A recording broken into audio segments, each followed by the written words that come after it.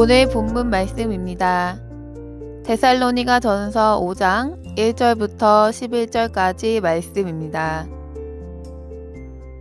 형제들아, 때와 시기에 관하여는 너희에게 쓸 것이 없음은 주의 날이 밤에 도적같이 이를 줄을 너희 자신이 자세히 알미라.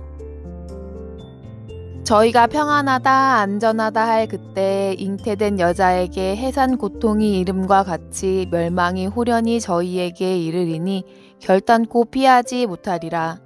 형제들아, 너희는 어두움에 있지 아니하매 그날이 도적같이 너희에게 임하지 못하리니 너희는 다 빛의 아들이요 낮의 아들이라.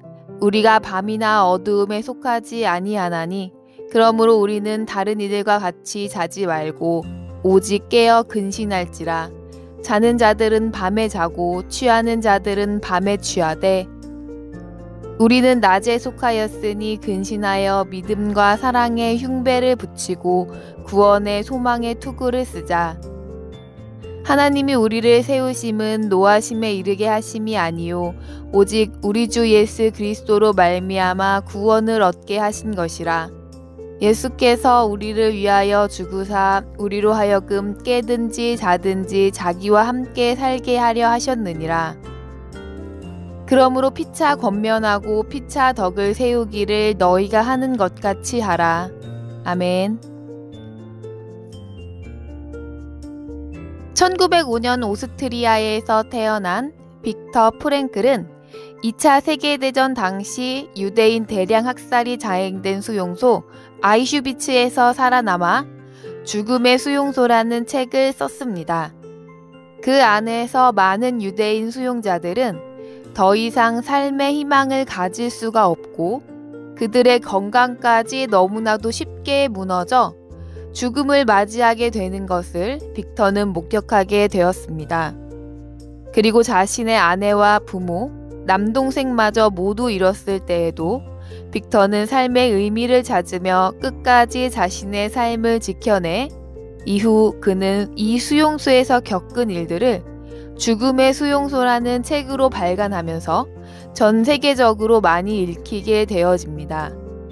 이처럼 삶에 대한 애착은 우리가 극한 상황에서 최소한의 인간다운 삶을 누리지 못하는 상황 속에서도 살아남을 수 있는 중요한 이유가 되는 것입니다. 그렇다면 우리는 하나님의 자녀로서의 삶을 어떻게 바라보고 있는지 생각해 볼 필요가 있습니다. 육신의 삶은 한계가 있는 삶입니다. 그럼에도 많은 사람들이 그 생명을 사랑하여 고통과 절망을 극복하며 살아가는 데 비해서 우리는 예수님의 십자가로 인해 얻은 영생에 대해서 얼마나 애착을 가지고 소중하게 생각하고 있는지 돌아봐야 하겠습니다. 우리는 왜 한계가 있는 육신의 생명만큼 영생에 대한 애착을 가지고 살지 않는 것일까요? 오늘 본문 말씀을 통해 우리의 마음을 돌아보아 영생에 대한 마음을 고취받으시고 회복하길 바랍니다. 오늘 본문에서 바울 사도는 지신행 일치를 강조하고 있습니다. 우리는 아는 것을 믿고 또한 행해야 하는 것입니다. 바울 사도는 데살로니가 성도들에게 1절과 2절을 통해서 그들이 주님께서 다시 오심을 알고 있으며 또한 아는 대로 준비하고 있을 것이라고 말씀하십니다. 우리가 분명히 알아야 할 것은 하나님의 뜻은 반드시 하나님께서 이루시며 하나님께서 정하신 대로 결론을 내실 것이라는 것입니다. 그러나 마치 하나님의 뜻은 아무리 기다려도 이루어지지 않는 것처럼 보이며 아무것도 변하는 것이 없는 것처럼 보일 수도 있으나 하나님은 우리를 위하여 오래 참고 기다려주시는 사랑의 아버지이심을 명심해야 합니다. 예수님은 하나님의 자녀된 우리가 어떻게 살아가야 하는지 직접 보여주셨기에 우리는 다른 삶의 모양을 주장할 수 없습니다. 우리가 낮에 속한 빛의 아들이라면 빛과 같이 행동할 것입니다. 우리가 어둠에 속한 자들과 같이 행동하면서 빛의 자녀라고 할 수 없습니다. 그러므로 우리는 반드시 빛이신 그리스도와 같은 삶을 살아가야 합니다. 그러므로 우리는 11절의 말씀대로 서로 피차 권면해야만 합니다. 예수님께서는 우리에게 내 이웃을 내 몸과 같이 사랑하라고 말씀하셨습니다. 우리가 서로 피차 권면하는 것이 바로 행동하는 사랑입니다. 우리가 내 이웃을 나와 같이 사랑하고 있다면 그가 주님의 뜻에 어긋난 삶을 살아갈 때 그냥 내버려 두지 못하는 것입니다. 비록 내가 조금 부족하더라도 그를 대신해 피 흘리신 주님을 위해서 우리는 그를 권면해야 합니다. 또한 피차 권면하라고 하심은 상대방의 권면 또한 내가 받아들일 수 있는 마음이어야 합니다.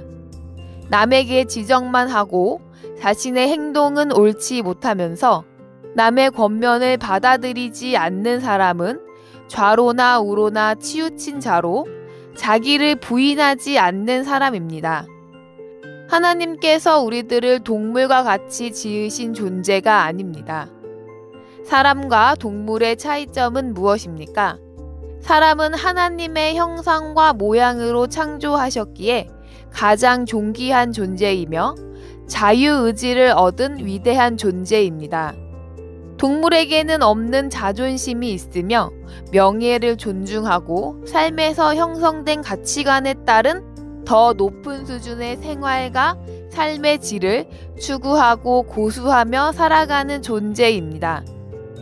그럼에도 불구하고 극한의 상황 속에서 사람은 오로지 생명을 유지하기 위해서 모든 것을 내려놓고 견디고 버팁니다. 그것을 단순하게 보고 넘어간다면 우리는 하나님께서 주시는 은혜를 거절하게 되는 어리석은 선택을 하게 될 것입니다. 하나님의 자녀의 신분을 십자가에서 얻은 우리들이므로 고통 가운데 절망 가운데 처하더라도 믿음으로 인내해야 합니다. 하나님은 우리에게 시대적인 상황을 통해서도 말씀하시는 분입니다. 우리가 현재 겪고 있는 여러 가지 상황들은 모두 하나님이 이미 아시고 계신 것들입니다. 하나님께서는 이러한 모든 것을 통해서 하나님의 자녀들에게 경종을 울리시고 말씀으로 우리를 의의 길로 인도하셔도 당장 순종하지 않고 자신이 무사함으로 인하여 느긋하게 탐심과 정욕의 노예로 살아가고 있다면 본문 3절의 말씀을 주목해 봐야 할 것입니다. 우리가 안전하고 평안하다 할 그때에 멸망이 호련히 임한다고 3절에서 바울 사도는 말씀하십니다. 우리가 왜 안전하고 평안하다고 두려움을 상실하게 되는 것입니까? 하나님은 우리에게 나그네로 있을 때를 두려움으로 지내라고 말씀하셨습니다. 그럼에도 우리가 두려움을 상실하게 된다는 것은 하나님의 말씀이 더 이상 우리 삶의 주인 자리에 모시지 않았다는 것입니다. 바로 우리의 멸망은 하나님과의 관계가 끊어지는 것입니다. 인간다운 존귀함을 포기하면서까지 육신의 삶을 고수하면서 우리는 왜 영생에 대한 애착은 가지고 있지 못합니까? 근신하고 깨어있지 않는다면 우리는 이미 영생에 애착을 가질 믿음이 남아있지 않기 때문일지도 모릅니다. 우리가 하나님의 자녀된 것은 우리의 선택이 아닙니다. 우리는 오로지 하나님의 전적인 은혜로 하나님께 불려나온 자들입니다. 하나님은 오늘도 우리를 참고 기다려 주십니다. 우리가 평안하다, 안전하다고 말하는 자들의 말에 휩쓸려 그들과 같이 살았더라도 하나님은 다시금 우리를 책망하심으로 기회를 주시는 것입니다. 하나님께서는 하나님의 택하신 백성에게는 끊임없이 삶의 경종을 울리시며 옳은 길로 인도해 주십니다. 하나님의 그런 경고를 받아들일 때 우리는 빛에 속한 자로 장성하게 되어지는 것입니다. 믿는다는 것은 신뢰한다는 말이며 순종한다는 말이고 또한 충성한다는 말입니다. 하나님을 진정으로 믿는 자가 되어져야만 합니다. 우리는 이 마지막 때에 누구에게 속한 자로 행동하고 있습니까? 빛에 속한 자가 어둠의 일을 행할 수는 없으며 오직 어둠에 속한 자가 어둠의 일을 행하는 것입니다. 오늘 말씀 들으시는 사랑하시는 주의 형제들은 전심으로 믿음을 구하여 하나님께 온전히 자신의 삶을 맡김으로 참 평안을 얻게 되길 바라며 주 예수님 이름으로 축복합니다.